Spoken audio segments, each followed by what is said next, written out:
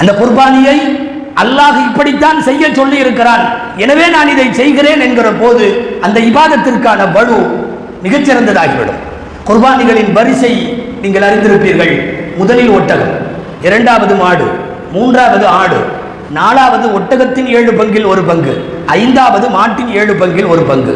இதுதான் தர்தீப் என்கிற தரவரிசை. ஆனால் குர்பானி கொடுப்பவர்கள் கவனத்தில் கொள்ள வேண்டும். ஆடு அறுப்பதற்கான பல்வேறு சூழ்நிலைகளை அவர்கள் அதிலே மெனக்கெடுவதற்கு அதிகமாக விரும்பாமல் சர்வசாதாரணமாக அந்த வசதிகள் எல்லாம் இருந்தும் கூட மாட்டினுடைய 7 பங்கில் 1 பங்காய் இப்படி சேர்ந்து கொள்ளக்கூடிய சூழ்நிலையை பரவலாக பார்க்கிறோம். மொத்தத்தில் குர்பானி தானே என்று நினைக்கிறார்கள். இந்த வரிசை பிரகாரம் 5வது இடத்தில் இருக்கிறது மாட்டினுடைய 1 பங்கு என்பது. நம்முடைய நாட்டு சூழலில் ஒட்டகம் இல்லை என்றாலும், ஒரு முழு மாடு இல்லை என்றாலும், ஆட்டிற்கு வசதி உள்ளவர்கள் ஆடு குர்பானி தர வேண்டும்.